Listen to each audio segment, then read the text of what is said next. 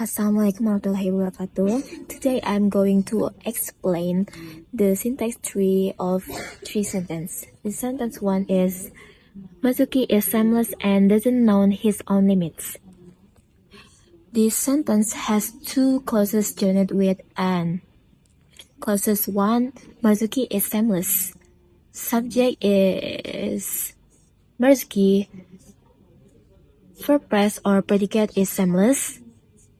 Inside the verb phrase, the verb is adjective phrase, shameless. Clause 2, doesn't know his own limits. Noun phrase is Marzuki, verb phrase doesn't know his own limits. Inside the verb phrase, auxiliary does plus not. The verb know. Noun phrase object his own limits. His possessive own adjective limits noun. As you can see, sentence 2, you dog, you animal, I will kill you, I will chop you with your whole family. This part contains two insults followed by two spirit clauses that express traits. You dog, you animal. These are noun phrase used as direct address. Clauses 1, I will kill you. Structure, noun phrase I, verb phrase will kill you. Inside the verb phrase, auxiliary will, verb kill, noun phrase or object you. Clauses 2, I will chop you with your whole family. Structure, noun phrase I, verb phrase will chop you with your whole family. Inside the verb phrase, auxiliary will, verb chop, noun phrase or object you. Propositional phrase with your whole family. Inside the propositional phrase, propositional with, noun phrase your whole family, your possessive whole adjective family noun. Sentence 3.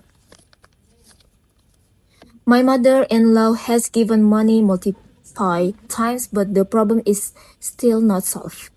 This sentence has two clauses joined by but. Has given.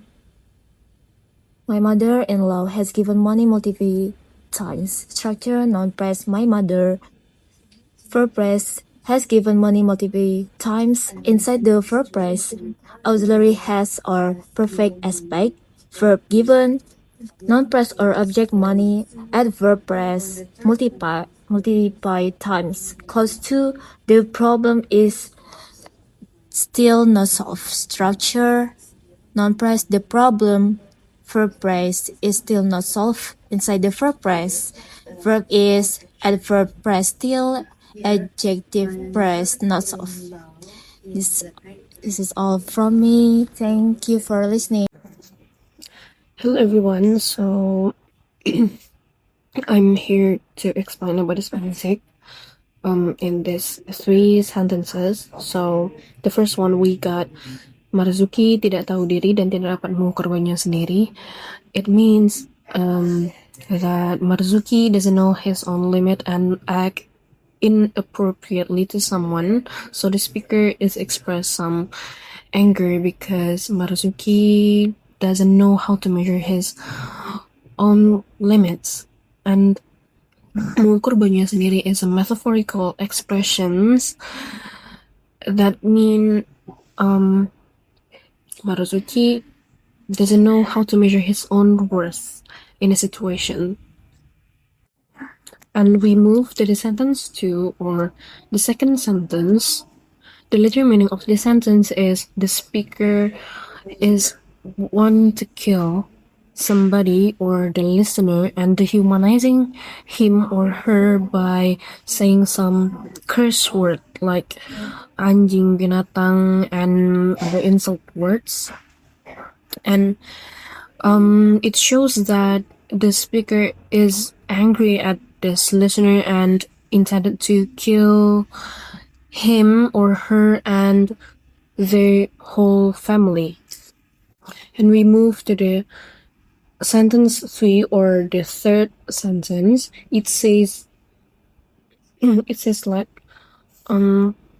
mertua saya sudah beberapa kali mengasih duit tapi masalahnya juga tidak selesai. The literal meaning of this sentence means that the mother-in-law has been given the money repeatedly and so many times or several times, but the problem is still not solved and doesn't meet her own expectations.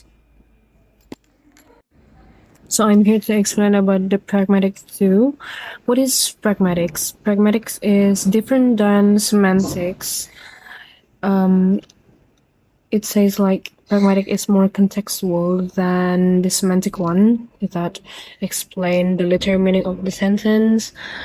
Unlike pragmatic is more contextual and explain about the intention of the speaker. So from the first sentence, there's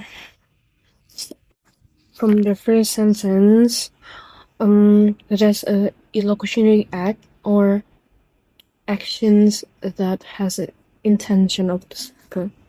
So the speaker intends to insult Marzuki, express anger or contempt, attack the target's moral character.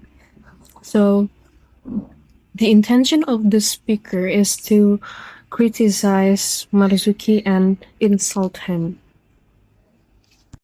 So we move to the sentence 2 or the second sentence. So the illocutionary act is insult and dehumanizing labels by saying anjing and binatang to the listener. So the second one is threat. It commits to a future harmful actions by saying I will kill you soon or I will chop you into pieces and so on. So it shows a future harmful actions that the speaker will do in the future or soon. So the speaker implies a serious violent intention and readiness to cause physical harm. So it means to harm the listener. And for the third sentence or sentence 3, the speaker intends to express frustration, blame someone for an unresolved problem, and highlight the repeated failed efforts. So because the mother-in-law is disappointed of the result, she expresses some frustration through the sentence. So unlike the previous sentences, the third sentence it expresses some dissatisfactions more than aggressions in a sentence or words. The sentence shows that the mother-in-law is complaining about the unresolved problem. Like, although she has given so much money to someone or the listener, the problem or the issue is still not solved. So the sentence is indirectly blame someone, even though in the sentence doesn't have any words that directly blame the listener. But the speaker has the intention to blame someone for the unresolved problem or showing the listener is incompetent in doing something that is important to this person or speaker. Thank you. So the sentence 1 is Marzuki is shameless and doesn't know his own limits. For the first sentence, there are actually two different processes happening. The part Marzuki is shameless is a relational process because it simply describes a quality or attribute of the participant. Here, Marzuki is the carrier, is the verb, relational verb, and shameless is function as the attribute. But the second part doesn't know his own limits, shifts into a mental process. The verb now shows cognition, something that happens in the mind. So Marzuki becomes the sensor and his own limits, the phenomenon, the thing being mentally processed. Sentence 2 is you dog, you animal, I'll kill you, I'll chop you up along with your whole family. And in the second sentence, the main process are material process because everything involves physical actions. As you can see, you dog, you animal are just non-fresh, not processed. And the process appear in I'll kill you and I'll chop you. Both are material because they represent physical actions someone can actually do.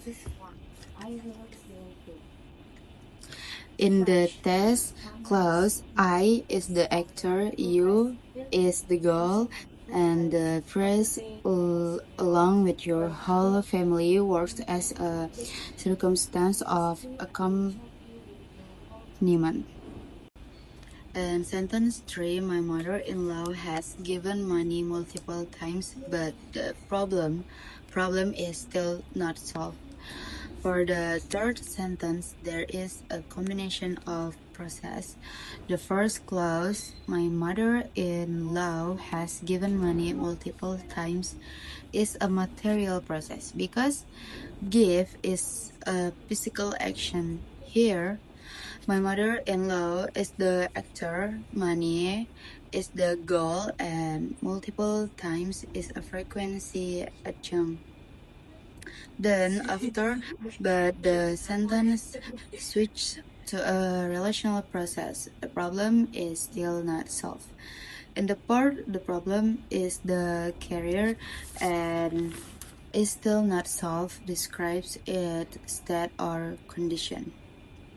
So overall, the three sentences show a mix of relational, mental, and material process. We can identify the type of process by looking what the verb express, whether it's describing a quality, a mental activity, or a physical action, and by analyzing the role of each participant in the clause. I guess that's all from me. Thank you. Okay, for the first utterance, we spread into two clauses. The first clause is Marzuki is shameless. The subject is Marzuki, the finite is and the complement shameless forms the residue. This clause is declarative and functions as a statement. The second clause is and doesn't know his own limits. The subject he is implied, the finite is doesn't, the predicator is now, and the complement is his own limits. This is also a declarative statement. Interpersonally, these two clauses let the speaker present strong criticism as if it were a threat. The tone is confrontational because the speaker shows authority in judging Marzuki's character. In the second utterance, the expression "you dog, you animal" is not a free clause. It functions as a vocative insult meant to degrade the listener. The next clause is "I will kill you". The subject is "I", the finite is "will", and the residue is "kill you". It is declarative, but it functions as a threat. The following clause, "I will chop you up along with your whole family", has the same structure. The subject is "I", the finite is "will", and the residue is "chop you up along with your whole family". Although these clauses are declarative, the interpersonal meaning is intimidation. The repeated "I will" shows the speaker's intention to cause harm, creating fear and dominance. For the third returns, we also divided it into two clauses. The first clause is my mother-in-law has given money multiple times. The subject is my mother-in-law, definite is has, and the residue is given money multiple times. This clause is declarative and expresses a complaint. The second clause is but the problem is still not solved. The subject is the problem, definite is, and the residue is still not solved. Interpersonally, this pattern shows dissatisfaction faction, and implies that someone is responsible for the unresolved issue. The declarative mode presents the complaint as a fact, which adds pressure on the listener.